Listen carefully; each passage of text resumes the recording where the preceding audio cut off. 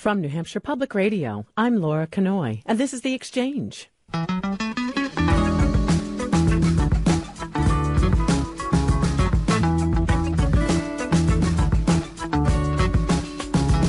It was a triumphant night for anti-establishment candidates. Republican Donald Trump and Democrat Bernie Sanders won impressive victories in New Hampshire's first-in-the-nation primary, both men gaining substantial momentum for the next contests in South Carolina and Nevada. The other big story out of the Granite State, Ohio Governor John Kasich's strong second-place showing in a crowded field, and in third place, Texas Senator Ted Cruz, a result that bolsters him, too, given low expectations about how well his strong social conservative message would play in New Hampshire. Today in The Exchange, we wrap up these results as the Granite State sends an altered field to South Carolina and Nevada. Let's hear from you, your reaction to the outcome, your thoughts on the primary process this time around, whether it's the issues that mattered, or the debates, the outside money, or the sheer number of candidates. Give us a call. The Exchange number, 1-800-892-6477, 1-800-892-NHPR. Send us an email, exchange@nhpr.org. Find us on Facebook or Twitter. We have three guests for the hour. Josh Rogers is here, NHPR's senior political reporter. Josh, thank you so much for being here. Good morning, Laura. Also with us, Ken Rudin. His website is krpoliticaljunkie.com. Ken is also a former NPR political editor. And Ken, welcome back. We had a good night last night, and here we are again. We did. Good morning. And Andy Smith is also here, Associate Professor of Political Science at UNH and Director of the UNH Survey Center. And Andy, thank you so much for your time as well. Great to see you. Well, all of you, the narrative this whole campaign season has been the year of the anti-establishment. Andy, to you first, how much was that narrative bolstered last night? Well, I think on both sides, the anti-establishment or the traditional anti-establishment mood of the country was certainly evident. But I think we have to start to think about party establishments as something more than just the people down in D.C. On the Republican side, one of the things that I found was most fascinating about this campaign throughout was that the establishment candidates, particularly Jeb Bush and John Kasich, were just getting hammered on conservative talk radio. About 20% of Republicans in the state listen to it regularly, either daily or several times a week. And those were the people that went much more strongly for Ted Cruz and Donald Trump. So I think that's a counter-establishment within the Republican Party that has been growing, and it's extremely difficult for any candidate on the Republican side to be able to be successful without at least having not necessarily the blessing, but not the antipathy of that group. Yeah. What do you think, Ken Rudin? I agree completely. I mean, that antipathy exists not only on the presidential field with the presidential voters, but look what's going on in Congress. As you mentioned, Washington, D.C., the rank-and-file Republican members of Congress forced John Boehner out because he was too establishment, too willing to compromise. Compromise is a dirty word, and basically that's what both Donald Trump and Ted Cruz are running on. Yeah, and Josh, jump in there, too. You know, everybody said it's a good year for anti-establishment candidates, and that certainly was borne out. Well, it's also very true on the Democratic side. I mean, if you had asked any of us, way back when, if we were anticipating that Hillary Clinton would suffer as decisive a loss as she did here in New Hampshire to Bernie Sanders, I don't think any of us could have predicted that. And while Sanders' performance was predicted, in the polling leading up to this, the span of his victory, winning voters in every category, outpolling Clinton among women, according to exit polls. Pretty much everywhere he won, in the cities where you'd expect Clinton to do well, and in the towns where you might have expected Sanders to have an edge. And look at the map from 2012. Look at the areas on the Republican side where Mitt Romney won and Ron Paul won, two different wings of the Republican Party. Donald Trump carried them both last night. Well, while we're talking about Senator Sanders, as you said, Josh, everyone predicted victories for Senator Sanders, but it was resounding. Here's Senator Sanders, his take on what the message is from this very strong victory.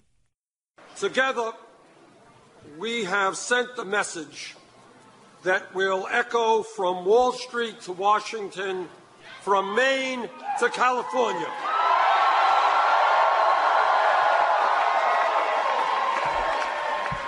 And that is that the government of our great country belongs to all of the people, and not just a handful of wealthy campaign contributors and their super PACs. Andy Smith, you've been watching the electorate as director of the UNH Survey Center. How surprised were you by the very wide margin over which Bernie Sanders beat Hillary Clinton? Not really. The key for yesterday, to me, was looking at what the turnout was going to be. And once it appeared the turnout was going to be high, it was not an unexpected win of that magnitude. What we were seeing in our polls leading up to that was among first-time voters and young voters who hadn't voted before, Sanders was getting well over 80% support, just astoundingly high. 80% among younger voters. Among younger voters. And it's the thing I'm seeing on the Democratic side, and I think this started back in 2004, there's really a generational shift going on within that party, and the Clinton team didn't even see it coming. They should have seen it in 2008 because I think that was part of it. Boy, they didn't see it this time. Let's hear Hillary Clinton talking about her efforts to reach younger voters and how those efforts, as you say, Andy, fell down. I know I have some work to do, particularly with young people, but I will repeat again what I have said this week. Even if they are not supporting me now, I support them. Because I know I've had a blessed life, but I also know what it's like to stumble and fall. And so many people across America know that feeling. And we've learned it's not whether you get knocked down that matters, it's whether you get back up. Okay, so Ken Rudin, after this pretty bruising defeat here in New Hampshire, how does Hillary Clinton get back up? Well, you know, when I heard her words just now, I was confused whether she was talking last night or 2008, because the word on Hillary Clinton all along in this cycle was that she learned from the mistakes of 2008. She would promise never to be out-organized again and out-maneuvered again, and yet somehow this 74-year-old guy who's been in Congress since 1991, is hardly a new face, yet he captured the imagination of the Democratic electorate. She was out-energized, perhaps, maybe not outspent or out-organized, but out-energized by that energy that Bernie Sanders But the good news for Hillary Clinton is she knows that the last three presidents, Bill Clinton, George W. Bush, and Barack Obama, all lost New Hampshire, so maybe she'll think it's a trend for her, and she could win the presidency without winning New Hampshire. Well, and Josh Rogers, the Clinton camp has attributed some of this to Sanders living next door in Vermont. How much can they really make that case? Well, I don't think that's terribly plausible. Sanders was not well known in New Hampshire, certainly not as well known as Hillary Clinton, and the spillover in terms of the political cultures of New Hampshire and Vermont is pretty minimal, particularly given the media markets are not really something that's shared. It would be one thing if you were from Massachusetts. Again, our phone number here in the Exchange for you to join us as we wrap up last night's results and look ahead, 1-800-892-6477. Email exchange@nhpr.org. Your reaction to the outcome last night, your thoughts on just how the primary process went this time around, whether it was the issues that came to the forefront or the outside money spent or the large number of candidates or the debates. Give us a call, 1-800-892-6477. Email exchange@nhpr.org. Find us on Facebook or Twitter. And gentlemen, let's go to our listeners. And Douglas is calling from Berlin. Hi, Douglas. Go ahead. You're in the Exchange. Yes. Thank you for taking my call. I was surprised about Trump, but I think that Cruz will have a better time down in South Carolina. I don't think New Hampshire is willing to give up on Trump. Who were you hoping would win last night, Douglas? Was Trump your guy or Cruz? Cruz. Cruz, okay. And let's talk about Ted Cruz. Andy Smith, you know, we kept saying last night that most people expected Trump to win. So the real race was who would get the silver and the gold, the silver and the bronze, and Cruz got the bronze. That's not too surprising in that after Ben Carson really disappointed in Iowa, support among social conservatives and kind of more traditional conservatives didn't have much place to go. Rand Paul had dropped out, and that kind of left that really left Cruz alone to get that vote. New Hampshire doesn't have a large evangelical vote like other states do, but when you put it together within a wide number of candidates like that, it's easy to see how he could come in that position just because he got most of the vote that he was realistically able to get. So post-Iowa kind of worked for him. I think it was a great night for Ted Cruz because New Hampshire was supposed to be a push for him. It was supposed to be a brief stopping point between Iowa and South Carolina. Iowa with the evangelical vote, South Carolina with a pretty substantial evangelical vote. Those voters were never present in New Hampshire. He was not supposed to do as well as he did, and beating Jeb Bush and Marco Rubio and others on that list, I think it was a good night for him. Let's hear from Senator Cruz last night, again talking about the expectations for him in New Hampshire and how he did very well. Once again, the talking heads and the Washington insiders were confident that our wave of support would break against the rock of the Granite State. That a conservative, we were told, could not do well in the state of New Hampshire. We were told that over and over again, and tonight the men and women here and all across this great state proved them wrong. So there's Ted Cruz again announcing his third place showing. And Josh Rogers, who were some of the familiar conservative faces here in the Granite State that backed Senator Cruz?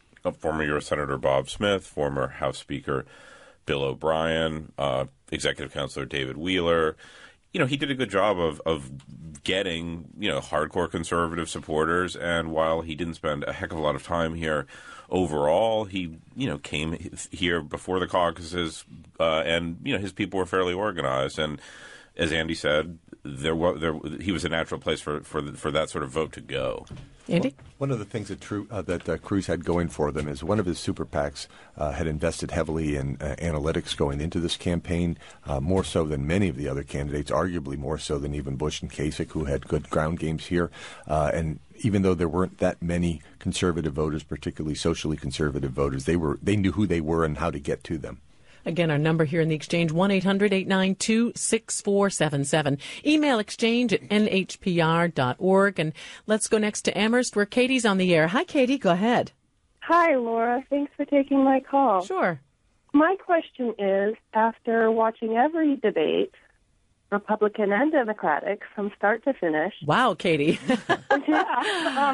Why hasn't one moderator asked what the candidates are going to do about the $19 trillion debt, which I find the most important issue, aside from climate change, which is causing huge destabilization in places like Syria, where the 3-year drought is what started people in rural areas going to urban areas, therefore causing more and more destabilization, poverty, violence, crime, leading to the rise of ISIS. But most importantly, my question is, why hasn't the debt been addressed, not once, and climate change for that matter? Well, let's tackle that, Katie, and thank you for the call. And Ken, Democrats did talk about climate change. Republicans, Katie's right, not so much. Well, the Republicans talked about it, but they dismissed that as a theory, whereas Bernie Sanders had said over and over again, matter of fact, he was ridiculed for that when there was a conversation about foreign policy and what to do about ISIS. He said that the greatest threat, the external threat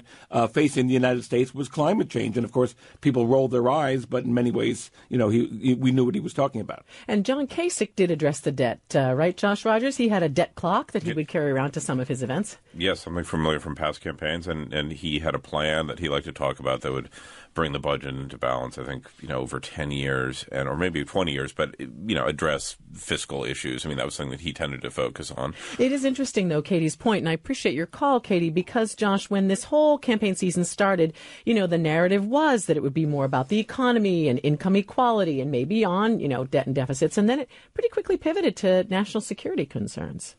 Yes, I mean, it's unclear whether those actually drove the votes of either party ultimately. I mean, certainly Hillary Clinton was hoping that was going to be something that would help her in the Democratic primary. And, Donald Trump's constellation of concerns are a bit of a grab bag, but I don't think there's any indication that people flock to him for that reason. Yeah, I'd like your thoughts on that too, Andy, the issues. I think Josh is exactly right that the economic issues were important, and income inequality, particularly on the Democratic side. And I think this is like the key to why Hillary Clinton lost so badly. That entire debate that they had during the fall and over January and February was fought on Bernie Sanders' turf, with the exception of that couple weeks right after the San Bernardino and Paris attacks, when we had some focus on foreign policy and terrorism. When the Democrats were fighting over economic issues, Clinton moved further and further and further to the left, and Sanders didn't budge. And that, to me, was an indication that if you're fighting over on your opponent's turf, you're losing. Ken? And, of course, on the Republican side, while terrorism was a key issue, I don't know, as Josh says, whether they flocked to Donald Trump because of that issue, but they certainly moved away from Ben Carson, who showed in one debate where he was so completely unfamiliar with how to deal with the price crisis, who the major players were, and that began the long spiral down for Ben Carson. Again, our phone number is 1-800-892-6477. Send us an email, exchange@nhpr.org. Here's an email from Peggy, who says, I think Debbie Wasserman Schultz, the cable news networks, the national news outlets all worked together in their zeal to sell Clinton and actually helped elect Bernie Sanders. The mindset that Hillary was a done deal and all the support from the media would ensure her victory was offensive to many voters, not just young voters. Peggy goes on to say, the final nail in the Clinton coffin to me was the gathering last weekend of all the heavy hitter women, including Gloria Steinem, Barbara Boxer, and her extremely offensive remark about a place in hell for those who weren't helping Hillary Clinton. Peg, thanks you for the email. Actually, just to correct the record, that remark was made by former Secretary of State Madeleine Albright. But Josh Rogers, I'd love to get your take on this whole women controversy surrounding Clinton, especially towards the end of the campaign. Well, certainly the final 10 days or so, that was a push in the Clinton campaign. I covered the event that she had in Manchester, where I think there were 4 U.S. senators there, and it was very much, we need to get out the women's vote. And that was something that certainly helped Hillary Clinton 8 years ago when she faced Senator Obama. The exit polling showed that was crucial to her maintaining an edge. This time around, the exit polling suggests that Bernie Sanders carried women overall and young women overwhelmingly. And I think that the Clinton campaign's inability to leverage, her status as potentially the first female president into something that would drive women to the polls was something that was confounding to them. I think this is part of that thing that I was talking about earlier, that the party has changed. Younger women don't see the same issues with sexism that their parents, their mothers or their grandmothers saw. They probably had college professors that were women, bosses that were women. They may be bosses of companies or of themselves as women. And for them, a first woman president would probably be nice, but it's not part of the way they've experienced life. We tend to, as we get older, we all kind of remember things the way they were, and we assume that that's always that way. And I think that's what's happened with the Clinton campaign. They were just out of step with much of the younger part of the Democratic electorate. A little tone deaf, then, Andy, you're saying? I think it's more than a little tone deaf. Similarly, on the issue of socialism, saying Bernie Sanders is a socialist, well, for young voters, they don't remember the Berlin Wall. They don't remember the Soviet Union and the Gulag. What they see as socialism is maybe their trip to Europe last summer and how nice it was in Paris. They don't remember the other parts. Ken? And entrance polls actually in Iowa showed that 43% of the Democratic electorate described themselves as socialists. So that was not the kind of slur that you would think back in the 1950s. I will say one thing, though. When we talk about history in the making, there was a clear history in the making in 2008. The power of Barack Obama among African-American voters was significant, was overwhelming. Hillary Clinton didn't talk about women in 2008. She talked more about it in 2016. All right. Well, coming up, we'll talk more about the Republicans, especially Donald Trump, what helped fuel his victory here in the Granite State. And we'll take a lot more of your comments. Give us a call, 1-800-892-6477. Send us an email, exchange@nhpr.org. More in a moment.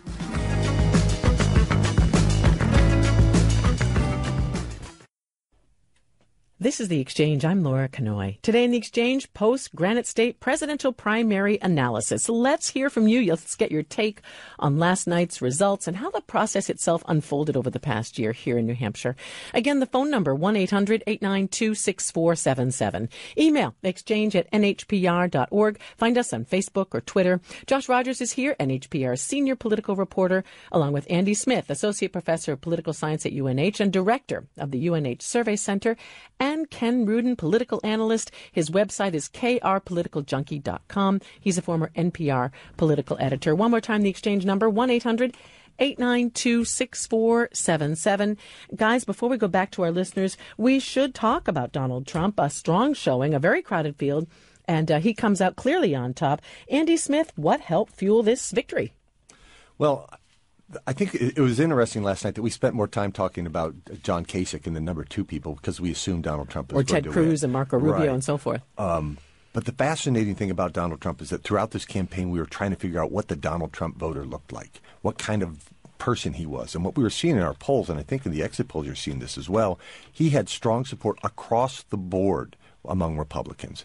And two pockets that I saw that were kind of interesting. First off, as I mentioned earlier, talk radio listeners really liked Donald Trump and Ted Cruz to a lesser extent. But they were maybe channeling some of the anger that you sometimes hear there. Secondly, non-religious Republicans, people that never go to church, which is a different kind of a group for Republicans nationwide. But here in the Northeast, we see that. And he was particularly strong among that group. Secular Republicans. Business younger, people Republicans. Yeah, they're angry, but they aren't attracted to the Ted Cruz sort of socially conservative vote. Not quite libertarian, but they're mad.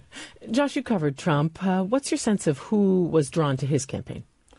Well, the campaign said, and I found this, a lot of the people who support him were people who had either become disaffected with politics as they understood them or people who hadn't participated. I talked to several people who were essentially, fanatically supportive of Donald Trump and said they had never had any involvement with politics. I interviewed a man last night who had some role in every Trump event in northern New England, he said, doing sort of advance work, moving chairs, like whatever it took. And this was after never really participating in politics for his entire adult life. And so there were a lot of people like that, but there were a lot of people who, it's like, who does a Donald Trump voter look like? I mean, I guess, it looks like New Hampshire. Yeah, across the board, really. And that was one of the interesting things that came out last night. And we had Dante Scollin here sort of picking apart the demographics. And Ken, he said just what Josh says, the Trump voter is sort of all over and every man and woman.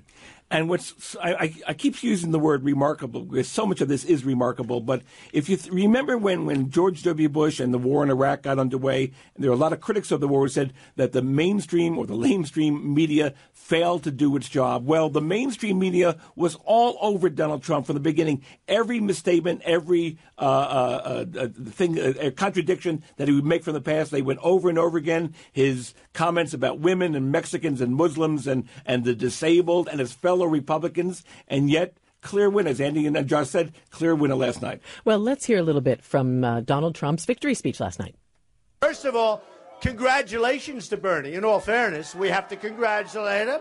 We may not like it, but I heard parts of Bernie's speech. He wants to give away our country, folks. He wants to give away. We're not going to let it happen. We're not going to let it happen. I don't know where it's going with Bernie. We wish him a lot of luck, but we are going to make America great again, but we're going to do it the old-fashioned way. We're going to beat China, Japan. We're going to beat Mexico at trade. We're going to beat all of these countries that are taking so much of our money away from us on a daily basis. Again, that's Donald Trump last night in his victory speech. Ken Rudin, how do you hear Republicans, including Mr. Trump, maybe having to start to retool their messages as Bernie Sanders had that amazing night last night? You know how Trump has to recalculate, or how most Republicans are going to have to start sort of talking differently. Not that Bernie Sanders is going to be the nominee or Hillary Clinton's going to be the nominee. We don't know, but they have to start taking him seriously. Yes, but I think also, think of what happened last night. The angry man, Donald Trump, was the clear winner on the Republican side. The guy who came in second place was the nice guy, the guy who was not attacked, did not attack fellow Republicans. He didn't do anything, which was John Kasich. So I don't know what kind of a message that was, but all I know, as long as there are more Kasichs and Rubios and Bushes who stay in the race, and they battle among themselves, it allows the top of the field to be Ted Cruz and Donald Trump, which is the worst thing the so-called establishment wants to see. Go ahead, Josh. Yeah. Well, one thing that's interesting about Trump is the way in which his policy positions, such as he articulates them, don't really hew to any kind of like Republican orthodoxy. And that's one thing that people within the Republican Party who aren't fans of Donald Trump, and there are a decent number of them, are confused by that, he was for this and now he's for that, and that he talks about he has a slightly protectionist attitude about trade. He talks about maintaining social safety net programs without change. He talks about using the power of government to negotiate prescription drug prices, which is something you more often hear from Democrats. And, a lot of people in his audience have their sort of fists in the air throughout this as well as throughout the kind of more traditional red meat stuff he says. And so, it's an interesting moment to think about whether or not things that people always assumed were necessarily have to be part of a successful Republican candidate's set of beliefs. Maybe that's changing. Well, I think that's exactly the key, because what you're seeing with Trump is, in my view, that he's looking at what is popular among a broad swath of Americans that is not necessarily consistent at all, but saying, okay, Social Security is possible popular among people, Republicans and Democrats. I'll be supportive of Social Security. Americans right now aren't very happy about immigration into the country. Both Republicans and Democrats, particularly blue-collar workers who might be losing their jobs, are upset about that, so he goes against that. China and imports, weakness in the United States abroad. These are things that, in general, are popular. You don't have to be specific about these sorts of things because he's tapping into a broad panoply of popular issues, and they aren't consistent, but most voters aren't consistent in their effort. They're not ideological voters, and particularly in a state like New Hampshire where you have high turnout, they're just regular folks out there. They're not the activists and the ideologues who hew closely to an orthodoxy. They are going to go for what somebody tells them they're going to deliver for what is concerning to them. But these Republican voters used to be that way.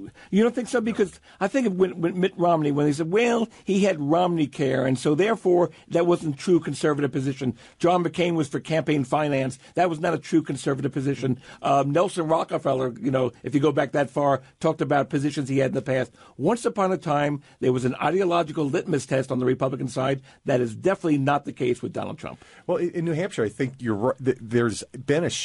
I think the only time that we saw that real ideological test was with the Reagan administration, and then maybe with Pat Buchanan, which was kind of like he's carrying the flag of Reagan in 92 and 96. If you think of who's won here after that point, John McCain running as a moderate, definitely. John McCain again in 2008, and Mitt Romney. None of these guys are conservative in any matter. Not conservative by Republican orthodoxy. And the state hasn't been conservative. Even in the 1960s, Barry Goldwater runs in 1964. He finishes it behind Henry Cabot Lodge in a write-in campaign. Where is Margaret Chase Smith when we need her? Let's go back to the phones, gentlemen. Again, the phone number, 1-800-892-6477. Lots of emails coming in as well. You can send us an email, exchange@nhpr.org. And let's go to Paul, waiting in Rochester. Hi, Paul. Go ahead. You're in the exchange. Good morning. How are you? Fine. I'm concerned about all the half-truths and misdirection and flat-out lies throughout this entire campaign on both sides of the fence. And I believe that if they get caught out in a lie, fact-check, caught Cruz and a whole bunch of them, I think they should be disqualified flat out. I don't think there should be any argument. Maybe we could get some truth in these discussions. So too much lying and half-truths in the primary process. Ken, do you want to comment? You know, a few years ago, there's a group called PolitiFact, and they would truth squad every debate, every speech, and it was a popular thing in the media, on the newspapers, and people would pay attention to it, and it did not change the candidates' behavior one bit. I mean, you think about lying in politics that goes back as far as anyone can remember. It hasn't changed this time at all, even though you have allegedly a more scrupulous media. Let's take an email here from Nick that just came in from Hampstead. He says, why is everybody giving so much of the credit to Sanders' organizing ability and not his message? Nick says, it was the message that resonated with me, not the organization. I've been voting in presidential elections since 1972, and in very few elections did I have the chance to vote for somebody instead of against the other one. Nick says, I didn't vote against Clinton. I voted for Bernie and his consistent positions. Andy, you want to jump in there? Absolutely. Bernie Sanders has essentially given the same speech since he first ran for office in the 1970s, and its times have now finally come around to where Bernie Sanders is rather than the other way around. The fact that so many young people were attracted to him, these are people that were new to politics, is an indication that his message was resonating much more strongly, and his campaign became those young volunteers that came to him, not the organization that he built to reach out and pull people in. It was they were forcing him, essentially. He had no shortage of volunteers in that organization. Nick, thanks for the email. Ken? And Nick is exactly right. If you think of Bernie Sanders' position on Iraq, on trade policy, on the Keystone Pipeline, on same-sex marriage, that has never, ever changed. Hillary Clinton's positions on all four of those issues have shifted over the years. Here's another email. This is from Andy in the Upper Valley. He says, after the Obama revolution of 2008, I must admit that I am not optimistic that Bernie Sanders' revolution will actually achieve much of what he is campaigning for. Obama's campaign promised hope and change. Look where we are now. Why do people voting for Sanders think this will happen this time?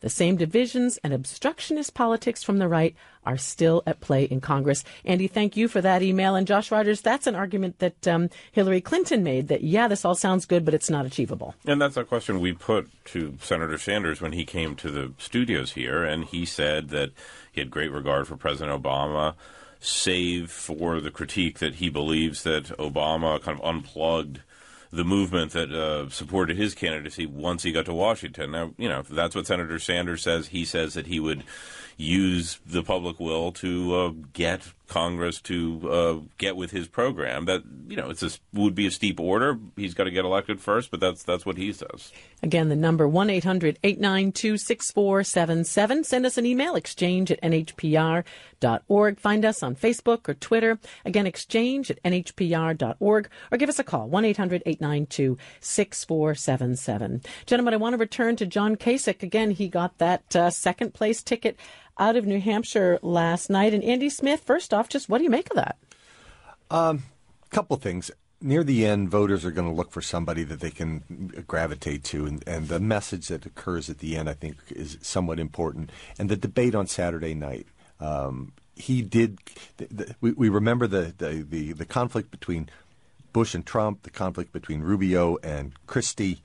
The guy who stayed out of that, with the exception of Ben Carson, but the guy who stayed out of it was Kasich, and I think that's a key point that you see. That's why you don't really want to go negative, especially at the end of the campaign. Let somebody else do the work for you. And I think he floated up a little bit. And polls, they can't catch those things because, you know, that event happened Saturday night. Polls on Monday or Tuesday may be able to get that, and I think we're just seeing the impact of the debate by the time the election results came in. Well, let's hear what Kasich himself said about that positive message, Andy, last night. Something big happened tonight. And let me tell you what it is. We have had tens and tens of millions of dollars spent against us with negative advertising, okay? We've had tens of millions. See, that's the old politics. We never went negative because we have more good to sell than to spend our time being critical of somebody else.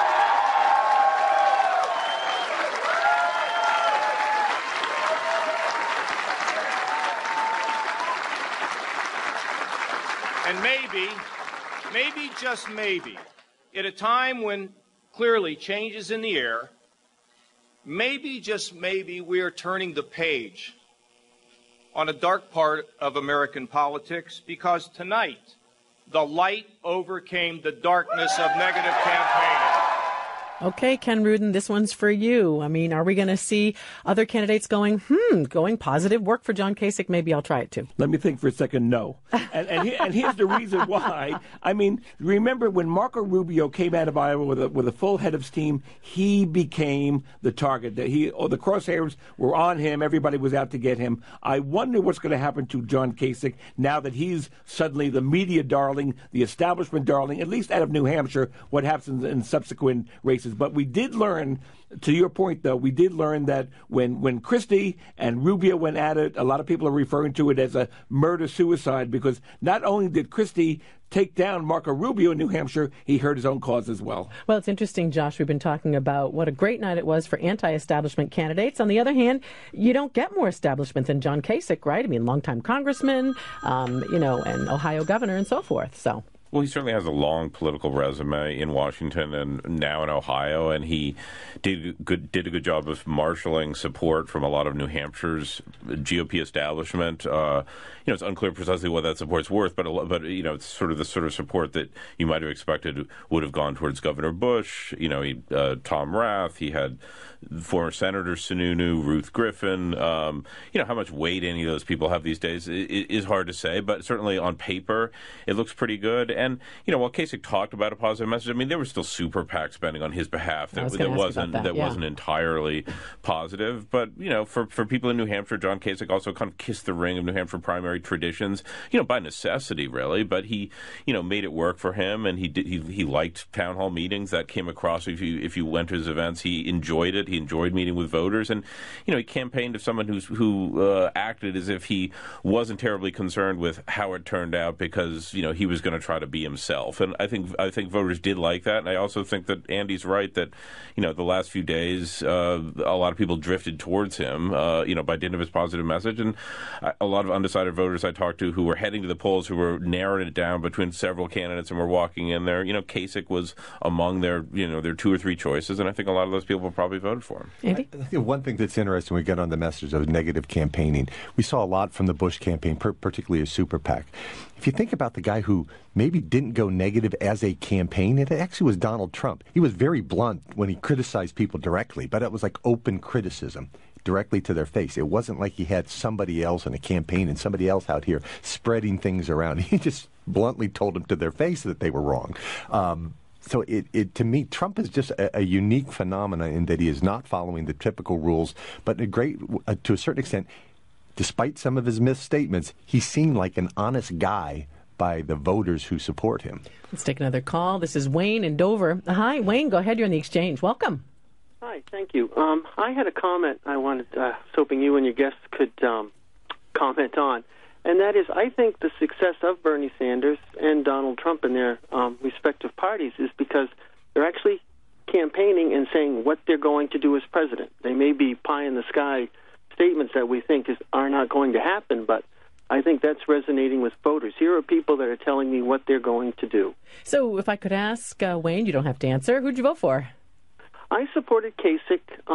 One of the reasons being I think in a national election he has the potential to put Ohio, Pennsylvania, New Jersey, and Colorado into play, and that would be good for the Republicans. All right, so you're looking ahead to electability. What do you think, Andy? This picks up on what you said, that even though he's a Kasich supporter, Trump and Sanders, their appeal was they didn't varnish how they felt about things. Well, they certainly did talk about the future. It's that they have very different visions of the future for America, and you could argue that Trump's looking backwards. You could argue that Sanders is looking backwards to a different kind of politics, but they were talking about looking ahead rather than the issues of the past couple of years. All right. Well, Wayne, good to hear from you. And we'll take more of your questions and comments after a short break. The exchange number, 1-800-892-6477. Email exchange@nhpr.org. We'll also catch up with the campaigns of Marco Rubio and Christie, so stay with us.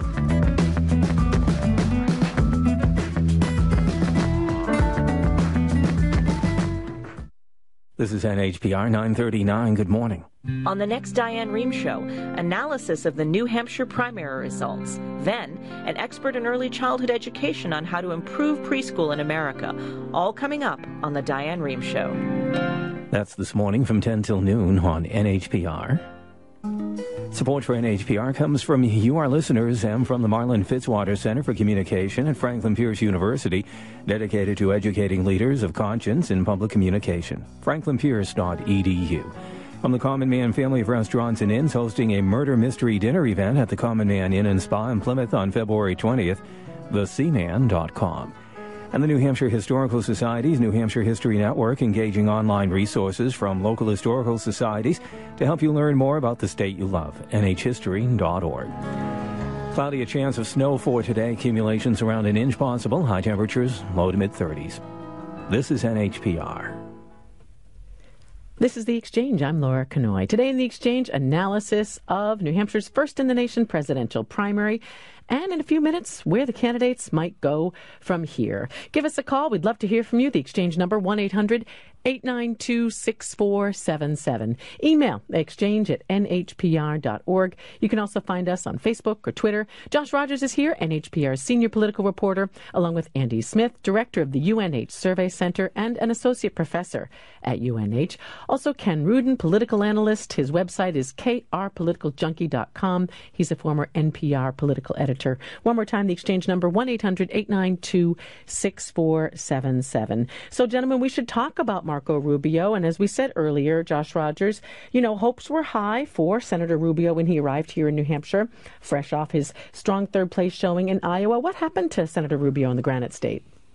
Well, I mean, he hasn't spent much time here, and I think that the debate did hurt him. He acknowledged as much. Senator Rubio, he's, for a lot of voters early on were eager to have him come here more. A lot of people said, he's sort of in my top three. And National Republicans certainly see him as an attractive kind of vessel for classic kind of American exceptionalist sort of land of opportunity message. It didn't quite pan out for him here, and it's hard to know what his future holds at this point. He obviously took a bit of a hit. Well, let's hear what he said last night, and then I'll go to you as well, Andy and Ken. But here's Marco Rubio again talking, Josh, what you said about that less than stellar debate performance on Saturday night. But I want you to understand something. Our disappointment tonight is not on you. It's on me. It's on me. I did not do well on Saturday night, so listen to this. That will never happen again. That will never happen again.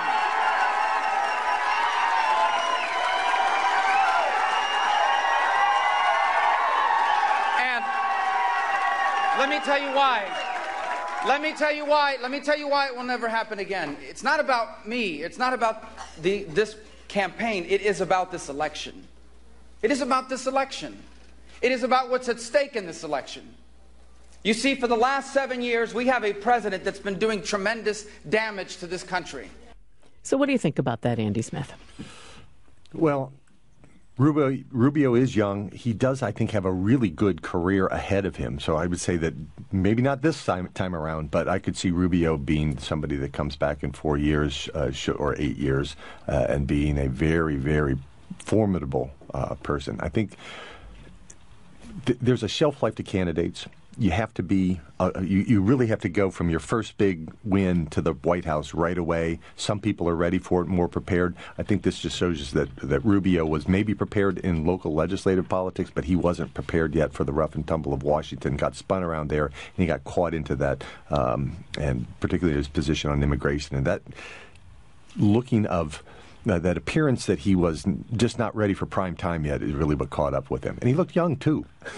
Coming in fifth in the New Hampshire primary. It's not great, Ken Rudin.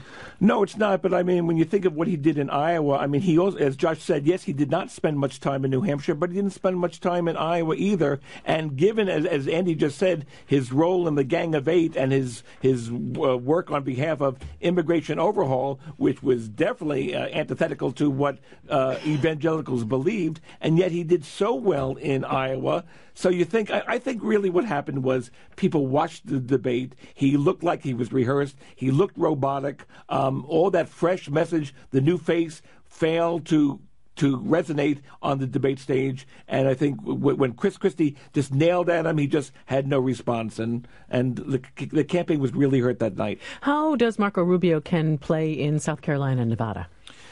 Well, I mean, he's actually had strength in both states. I think, if memory serves, Tim Scott, the senator from South Carolina, African-American senator from South Carolina, has endorsed Marco Rubio.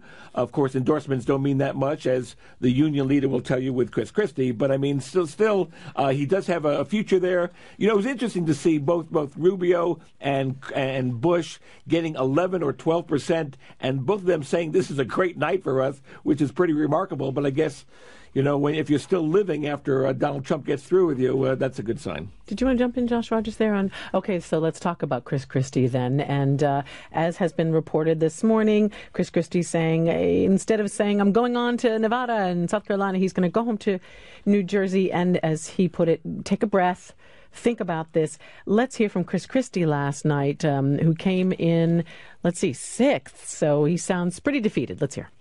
We came to say that for our seniors, that someone needs to stand up and fix the Social Security system and fix the Medicare system so that it doesn't fail them or bankrupt our country.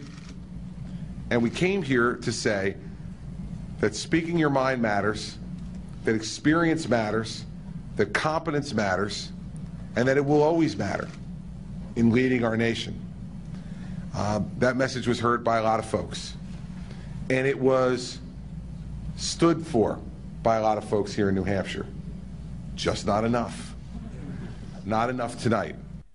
So, Josh Rogers, at one point, Christie was the flavor of the week. He was up in the polls. He had that union leader endorsement. He was getting a lot of attention and seemed to have some momentum there. He did, and a lot of the attention he got in the wake of that was not positive. I mean, he was, the sort of fight among the governors for attention, and there was, it was pretty nasty, the mailers that were going back and forth.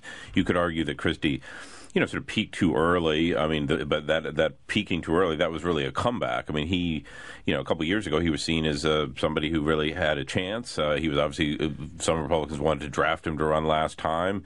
He was head of the Republican Governors Association. He spent a lot of time up here and elsewhere.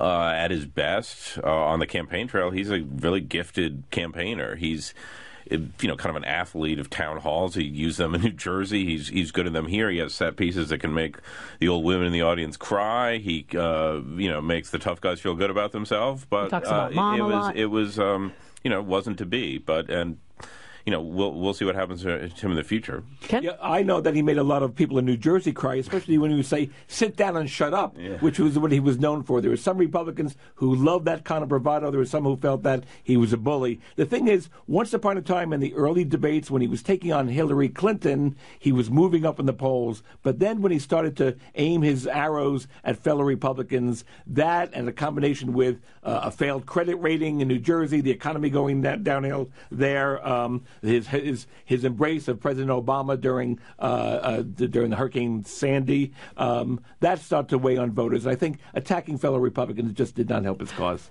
Well, Andy? Related to that, though, I think that he was also a victim of the attacks by the Bush campaign. The Bush campaign made a decision in the fall that they were not going to be able to take down Trump, so they needed to be the last person standing. And they went after all of the other more moderate Republicans, and they particularly went hard after Christie. And Kasich, too, but Christie in particular. And Rubio. And Rubio later on they did when he started to bounce up. So yeah, that Bush Super PAC spent a lot of money in New Hampshire. I've got a stack of ads back at my desk that I'm going to recycle after this, but boy, they really did go after, especially as you say, Andy, Christie and Rubio, with some ads that were almost funny at some point. They had a good time with those. I would have liked to have been one of the creative guys. So Christie's going back to New Jersey. He's either going back to get a head start on the June New Jersey primary, or he's going to really probably pull out. Well, okay, so let's talk about the other governor in this race. And before the results came in, there was a lot of talk, Ken Rudin, about this cluster of three governors, Christie and John Kasich, current governors, and then former Governor Jeb Bush. What's your assessment of how former Governor Bush did last night? Well, this is a very strange campaign pronouncement. He said, our campaign is not dead. I mean, to me, that's a kind of a weird way of saying that. We're moving on to South Carolina. But that is what he said. We always talked about this is the year of the governors. But think of those who've already dropped out. Rick Perry, Bobby Jindal, Scott Walker, Mike Huckabee, George Pataki, who we can't forget, and maybe Chris Christie. And Martin O'Malley. And Martin O'Malley on the Democrats. And Jim Gilmore. No, he's still in. Oh, that's right. He got 122 votes. Matter of fact, I'd like to meet those 122 people who voted. Anyway, but the thing is, I think the thought of Jeb Bush saying, we are not dead is the most remarkable slogan for a bumper sticker I've ever seen. Well, let's hear how former Governor Bush put it. The pundits had it all figured out last Monday night when the Iowa caucuses were complete. They said that the race was now a three-person race between two freshman senators and a reality TV star. And while the reality TV star is still doing well, it looks like you all have reset the race. And for that, I am really grateful.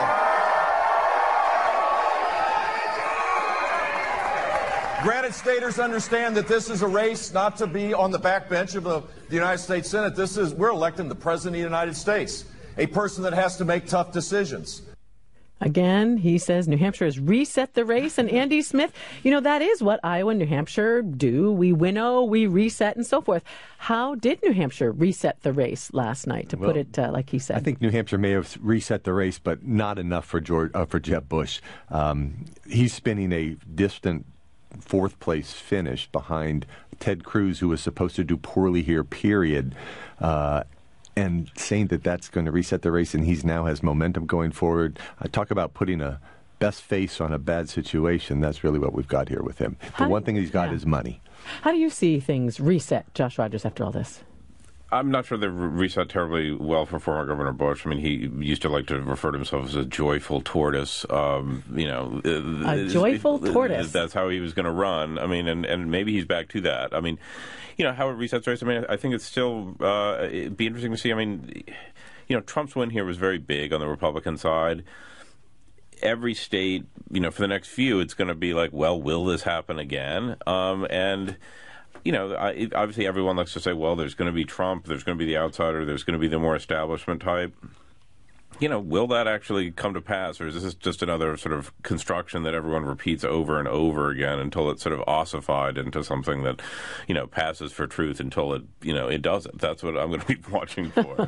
There was a big crawl on CNN last night that says George W. Bush and Barbara Bush endorse Jeb Bush. And I thought that was pretty remarkable. I think that could put him over the top. But apart from Jeb Bush, Ken, how do you see these results from New Hampshire last night resetting the race as we head into, Nevada, South Carolina, but then after that, 30 contests in the space of 2 weeks, so... You know something, again, the seeming collapse of Marco Rubio. Look, we're not writing his obituary yet, not at all. And he's going to go on and perhaps fight even a better fight. But the fact that there was no alternative to the Cruz-Trump candidacies, by Rubio's poor finish yesterday, Kasich's now moving up. I still think that with the establishment Republicans in the circular firing squad attacking each other, it just helps the Donald Trump and Ted Cruz, who's going to probably do very well in the South and Super Tuesday. And it does remain to be seen what happens, if attacks by fellow candidates have much of an effect on Trump. I mean, they've sort of poked at him a little bit, but whether or not it was always like, oh, well, when is the big money going to start to be spent against Donald Trump? I mean, I just would be curious to see if that has any effect. And did you look every time that Jeb Bush would attack him in a debate, Trump would just look at him and say something nasty, and then Jeb would be flummoxed. He just had no response to it. So there's nobody who takes on another candidate like Donald Trump. You want to jump in, Andy? No Marcus of Queensberry rules for Donald Trump there, are there? I think that it's important to remember that when you're looking at polls in the subsequent states, to remember that the candidates that were being asked about before Iowa and New Hampshire are not the same candidates as they are now. Now we have winners and losers. And the candidates who won are going to be looked at as winners. So Bernie Sanders' numbers, particularly if you get down to South Carolina and other states, his numbers, I anticipate, are going to go up very high. We've already seen this happen in national polls. This is the importance of New Hampshire. It sets the momentum for going on, because he's going on to the subsequent states. Those states after New Hampshire have not had campaigns per se. They're following at the national level. And most voters there are going to see this guy won, this guy lost. And that's going to be the framework that they look at the campaign in. So when we hear people say, Andy, well, going into South Carolina or Nevada or Arkansas or Georgia, the polls have shown that's almost irrelevant because there's been a total reset. That's the reset. It's not up here. It's in those subsequent states. You now have winners and you have losers. I have to ask you guys this question because I've gotten several emails to this point, and it has to do with delegates. Dave says, I'm seeing a meme on Facebook that although Bernie won by far the popular vote in the Democratic primary, Hillary is enjoying a lead in delegates thanks to super delegates. Can you talk about this? Also following up on this, Martha, she says all the New Hampshire Democratic elected officials supported Hillary Clinton. Bernie won the votes. Who will be the delegates at the convention? Will the official delegates now support the election winner? How are the delegates chosen? Now, we could probably do a whole half-hour programming on this, but since we've gotten these and a couple other emails, Ken, I did want to ask you. It's a little too early to be talking about delegates. Eventually, if this race is still going on by April or May, then we'll talk about what you need to get to the nomination. But this is a very important point that even though Bernie Sanders won overwhelmingly in New Hampshire yesterday, I think all 8 superdelegates from New Hampshire all back Hillary Clinton. And I think if you're looking at the delegates that came out of New Hampshire, it's split down the middle, even though Bernie Sanders may have gotten a 60% victory in the popular vote. Well, and focusing on the next set of elections here in the Granite State, Josh Rogers, I saw on Kelly Ayotte's site this morning saying the big losers out of New Hampshire are Jean Shaheen and Maggie Hassan because they were such strong backers of Hillary Clinton. How does this big loss for Hillary Clinton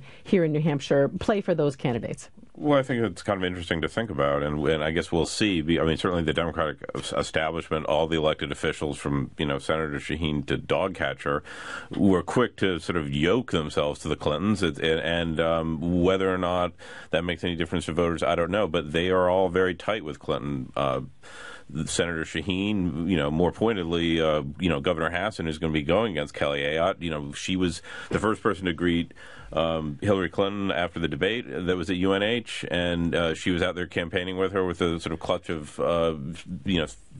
current U.S. Senate women, and she's been a Clinton loyalist for some time, and we'll see how that plays. Andy? Energy and enthusiasm make a big difference in presidential elections. I think that if Hillary Clinton is the nominee, which it's still odds are that she's the nominee, I don't think you're going to see the enthusiasm for her that was expressed in the primary for Sanders, that it's going to be more difficult for all of those Republicans who have been yoked, as Josh says, to Clinton, to be able to show that they are the new dynamic face of the Democratic Party and attract those young people to the polls. And that's one thing that both Sanders and Trump, I'm going to be looking for, is will we see candidates emerging at the state level who, see themselves as messengers for those messages? Sure. So does the big Sanders win pull New Hampshire Democrats more to the left, Josh? Ken Rudin, final word from you. Where are you heading out next? I'm going to be in Cincinnati in the next couple of weeks, and of course people are looking at the Ohio March 15th primary, see if they're still live with John Kasich. Okay, and that's a big primary, and we'll be following all of this, of course. I want to thank all of you very much for coming in. A long day, a long night. We really appreciate your time. Josh Rogers, thank you so much. You're welcome, Laura. That's NHPR's senior political reporter, Josh Rogers. Ken Rudin, great to see you. Thank you. See you in 2020. Okay. Ken Rudin, his website is krpoliticaljunkie.com. And Andy Smith, always a pleasure. Thank you. Good to see you too, Laura. Andy Smith, Associate Professor of Political Science at UNH, Director of the UNH Survey Center. This is The Exchange on NHPR.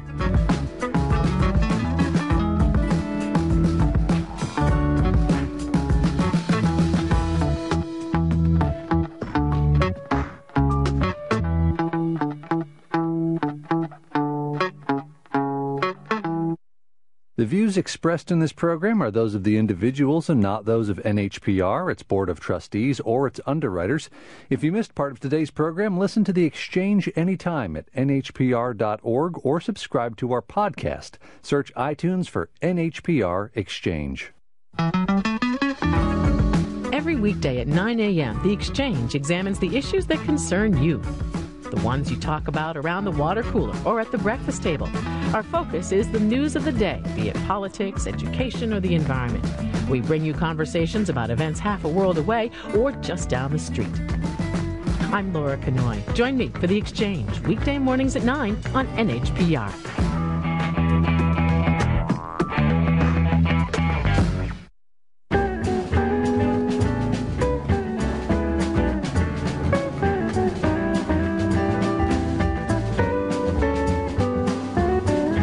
Diane Rehm Show next to 10 o'clock on NHPR, where support comes from you, our listeners, and from the New Hampshire Charitable Foundation, helping generous donors get back to their communities since 1962. NHCF.org. From Goff Wilson, leading on global immigration solutions for business and individuals, GoffWilson.com. And Altus Investment Group in Concord, offering securities through LPL Financial, member FINRA SIPC, and helping individuals manage their old 401ks. ALTUSinvest.com. These are the stations of New Hampshire Public Radio. WEVO, Concord, 89.1. WEVS, Nashua, 88.3. WEVH, Hanover, 91.3. WEVN, Keene, 90.7. WEVC, Gorham, 107.1. WEVJ, Jackson, 99.5. WEVF, Colebrook, 90.3. And WEVQ, Littleton, 91.9. And online at nhpr.org. From WAMU and NPR in Washington, I'm Indira Lakshmanan, sitting in for Diane Rehm. Voters in New Hampshire cast their ballots yesterday in the nation's first primary election, and Donald Trump and Bernie Sanders, the dark horse outsiders several months ago, both won big. Trump took 35% of the Republican votes, and Sanders defeated Hillary Clinton by more than 20 points, with strong support among women and young people. New Hampshire voters injected new life into the campaign of Ohio Republican Governor John Kasich, who came in a distant GOP second, with Ted Cruz, Marco Rubio, and Jeb Bush neck and neck, well enough to keep them going. A closer look at the New Hampshire primary and what the vote means for 2016. First, the news.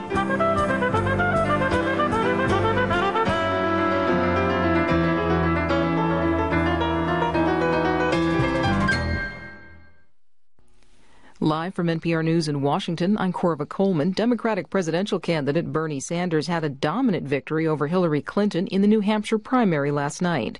As NPR's Tamara Keith reports, the fight for the Democratic nomination is likely to last well into the spring. Bernie Sanders gave a shout-out to his website in the middle of his victory speech. He's become a fundraising juggernaut, with millions of small-dollar donations fueling his campaign. Former Secretary of State Hillary Clinton sent out a fundraising email asking supporters to contribute $1 or more. Both candidates are going to need the cash because, as Clinton said in her concession speech, this nomination fight won't be over anytime soon. Now we take this campaign to the entire country. We're going to fight for every vote in every state. We're going to fight for real solutions that make a real difference in people's lives. Sanders and Clinton have their next debate on Thursday night. Tamara Keith, NPR News, Manchester, New Hampshire. On the Republican side, Donald Trump also won decisively over his rivals, earning 35% of the vote. The second-place finisher was Ohio Governor John Kasich, with 16% of the vote. New Hampshire Public Radio's Emily Corwin reports Kasich spent a lot of time with New Hampshire voters. Kasich has done 106 town halls since July, and he talked about doing the old-fashioned retail politics New Hampshire is famous for.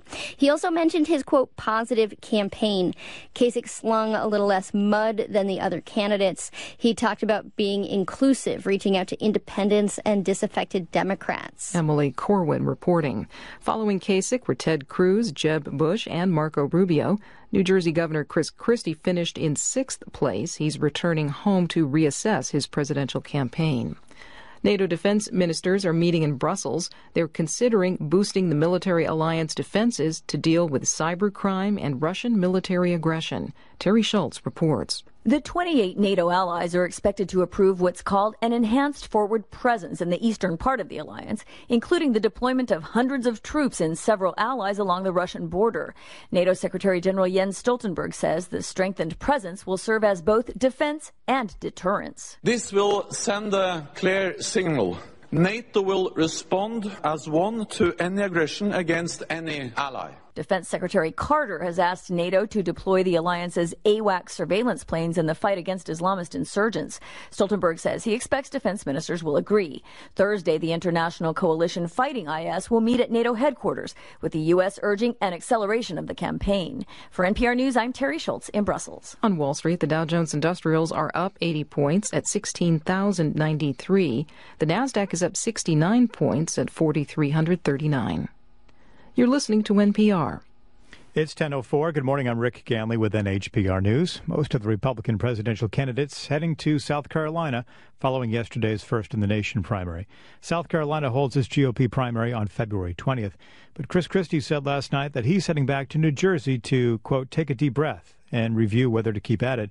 Christie finished well behind in the race here, behind GOP winner Donald Trump, John Kasich, and three others. Hillary Clinton and Bernie Sanders now look to the Nevada caucuses. Democrats hold caucuses in Nevada the same day South Carolina holds its Republican primary. And Clinton's campaign is hoping that she'll start to show a stronger performance. She lost to Sanders in yesterday's New Hampshire primary by roughly 21 percentage points. Governor Maggie Hassan is nominating State Senator Gerald Little as commissioner of the New Hampshire Banking Department. Little is a Republican from Ware. He's in his first term in the Senate. He's vice chairman for the Senate Finance and Energy and Natural Resources Committees. Last year, Little worked with Live Free and Start, an initiative that brings together business leaders and entrepreneurs to make it easier for innovative businesses to start up and grow in New Hampshire. The nomination is subject to approval by Executive Council and Governor Hassan will formally submit his name today. It'll be cloudy across the state with a chance of snow showers today. Some steadier snow likely later this afternoon. Could be an inch or two of accumulation. That could happen quickly and make roads slippery. The White Mountains and higher terrain could see even more. Temperatures will be in the 30s. Partly cloudy tonight. Overnight lows in the teens statewide. And still mostly cloudy on Thursday. A few breaks of sun, but still some scattered snow showers. Highs tomorrow in the mid and upper 20s. This is NHPR News. Support for NPR comes from NPR stations. Other contributors include the estate of Joan B. Kroc, whose bequest serves as an enduring investment in the future of public radio, and seeks to help NPR produce programming that meets the highest standards of public service in journalism and cultural expression. Support for NHPR comes from you, our listeners, and from Mount Washington Valley Chamber, promoting foodie adventures from farm to table, hearthside and dinner theater, to brewery, chili, and chocolate tours. FoodieAdventuresMWV.com. And Skillings & Sons Well Drilling, Well Pump Service, Water Filtration, and Geothermal, providing water for over 40 years.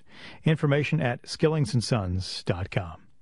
I'm Rick Gamling, and this is NHPR News. It's now 10:06.